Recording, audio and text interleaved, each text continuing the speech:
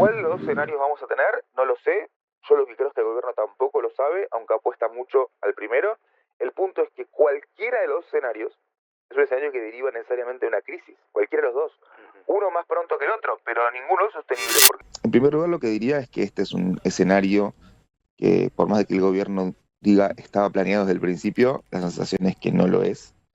La sensación es que es un escenario que el gobierno habría preferido esperar un poco más. Para mí la prueba de ello es el discurso de Milei del viernes a la noche. Es un discurso que es la segunda vez que yo lo veo a Milei en un discurso en un tono conciliador.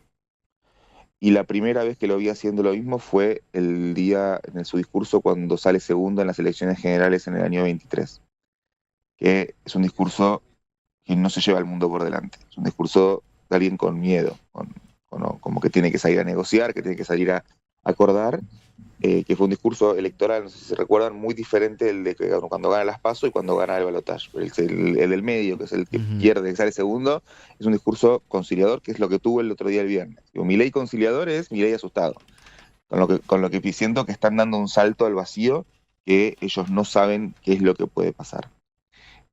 ¿Por qué lo digo? Porque pareciera claro que la devaluación es algo que era inminente, porque el esquema no se sostenía, se venían rifando reservas desde enero hasta hoy, se venían rifando reservas, bajaron 8.000 millones de dólares las reservas desde enero hasta abril, de los cuales solo la mitad fueron los pagos de deuda, sobre todo el gran pago del cupón de AL30 en enero, pero el resto fueron dilapidaciones de reservas para sostener el tipo de cambio paralelo, sobre todo, con lo cual un esquema que no sostenía.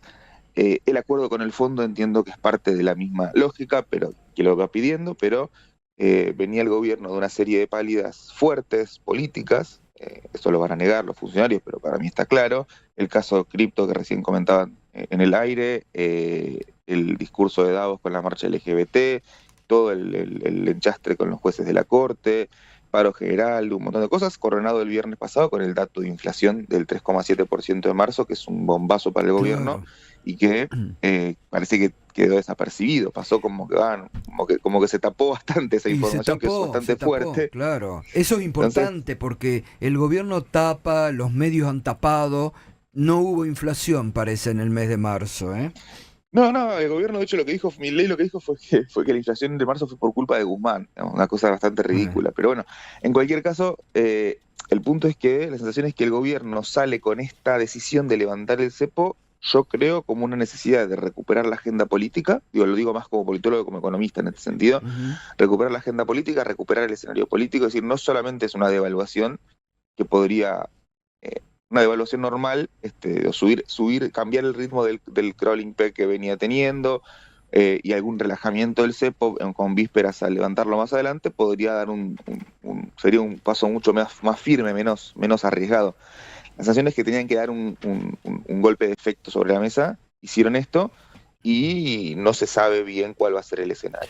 Yo acá lo Nicolás, que pienso, sí, sí, a propósito de eso, ese no se sabe cuál es el escenario. Pareciera que el gobierno está muy dependiente de, por un lado, que le liquiden las divisas rápido en estos primeros meses, sí. y por otro lado, que el traslado a precios de esta devaluación no sea tan acelerado como en devaluaciones anteriores, porque si no, le podría empezar a trastabillar rápido la devaluación que ya aplicó.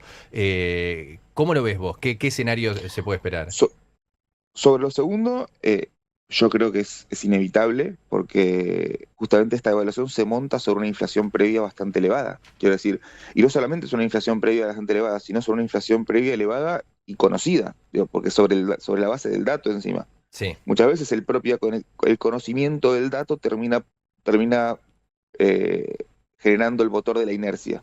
Con lo cual, digo, no, a nadie debería sorprenderse que la inflación en abril arranque con... Si arranca con 4 es un buen dato, digamos, en la inflación de abril, porque vas a meterle un 10% o 10, 12, no sé de cuánto irá el dólar esta semana, pero si en el escenario optimista que sube solo 10%, es 10% de evaluación del cambio oficial por sobre una inflación que venía del 3,7 de marzo. Con lo cual, esa inflación sube. Yo lo que creo es que ahí efectivamente se asocia a lo que decías vos al principio, que es el momento de la cosecha. Como que el momento para hacer esto vendría a ser este mes, que viene abril, mayo, es la cosecha gruesa de la soja y del maíz, y entonces sobre todo la soja principalmente, que es es el gran producto de exportación del campo, y que en principio los meses de cosecha tenés más poder de fuego para poder combatir cualquier corrida cambiaria. Digo, es el mes en el cual el gobierno tiene mayor disponibilidad de divisa. Había un acuerdo por 47.000 millones con el fondo, porque lo que implicaba la refinanciación de lo demás. Caputo salió a anunciar préstamos adicionales por el Banco Mundial, por el Banco Interamericano de Desarrollo, la necesidad, la búsqueda de colocación de deuda por bancos privados. O sea, como que pasaron la gorra por un montón de lugares como para generar este espaldarazo. Y ahí yo lo que creo es que se abren dos escenarios posibles respecto de este préstamo con el Fondo Monetario y respecto del futuro del esquema cambiario. Uno podría decir rápidamente, escenario 2016 o escenario 2018, 2019, o comparando con lo que fue la gestión de Macri. ¿Cuál sería el escenario 2016? Sería el escenario optimista para el gobierno, que es este espaldarazo del Fondo Monetario, es un montón de dinero, es un montón de plata que está ahí para garantizar las condiciones de un nuevo carry trade, de una nueva bicicleta, ahora una bicicleta mucho más grande que la que hubo y que la que funcionó bastante en la segunda mitad del año pasado. La segunda mitad del año pasado Argentina tuvo una pequeña bici, un triciclo, digamos. ¿Por qué? Porque era chiquito, porque no había jugadores externos, porque operaba sobre el tipo de cambio paralelo, porque tenía montos relativamente pequeños, al punto que las reservas no subieron, pero hubo una pequeña bici que fue la que permitió estabilizar el tipo de cambio hacia fines del año pasado, y que incluso que el dólar paralelo baje de 1.500 de julio a 1.100 en diciembre. Digamos, todo ese mecanismo estuvo incentivado por esa pequeña bicicletita que armó Caputo. Ahora quieren hacer entrar a los peces gordos de Wall Street. Y sí, por eso, digamos, antes tenías un triciclo que te llevaba a la plaza de la esquina, ahora corres el Tour de France, porque tenés una posibilidad con la apertura del cepo de colocar deuda afuera. Y si colocas deuda afuera, tenés capitales especulativos de corto plazo del extranjero que pueden comprar deuda argentina. Fíjate que acá lo que se arma, veamos las tasas como vienen para entender esto. Tenemos la banda se mueve al 1% en principio. Si estás cerca del tope de la banda, el dólar se va a mover al 1%. La tasa de interés acaba de subir en los plazos fijos de los bancos. En cualquier momento se ve una suba de tasa de política monetaria por parte del Banco Central. Va a ser una tasa mucho más alta. La inflación va a estar en 4 o 5 los próximos meses, con lo cual vamos a tener un ciclo de dólar menos tasa te da la precisión cambiaria, el país se va a encarecer en dólares. Tasa menos dólar menos inflación, inflación menos dólar. Tasa menos dólar te da la tasa en dólares, que lo que te da es la tasa de ganancia del carry trade. Entonces, en la medida en que el dólar suba a un ritmo más lento que la inflación, tenemos apreciación cambiaria, y en la medida en que suba menos que la tasa de interés, tenemos tasas de ganancia elevadas en dólares, que es el mecanismo con el que sostiene el tipo de cambio. Bueno, el objetivo, la verdad optimista del gobierno es que esto genere un nuevo ciclo de alza del dólar, del tipo de cambio, de la bicicleta, con el dólar planchado, con tendencia a la apreciación cambiaria, con lo que sabemos que la apreciación cambiaria genera en términos de inflación y sobre todo en términos de sensación de riqueza, ¿no? Que es lo que ha pasado también el año pasado. Entonces, ese debería ser optimista, y que se inicie un nuevo ciclo de valorización financiera donde todos estos préstamos sean el espaldarazo de eso, y que la mirada optimista no haya que usarlos. Digamos, como que los dólares que entran implican que no haya que usarlos. La mirada pesimista sería repetir 2018-2019, que es que esta plata venga para cubrir la salida de las posiciones en pesos que se estaban desarmando por el carry trade pequeño que hubo el año pasado. Esa es un poco la segunda posibilidad, que es que básicamente que no le compren a Caputo el plan económico y que aprovechen esta plata para salir.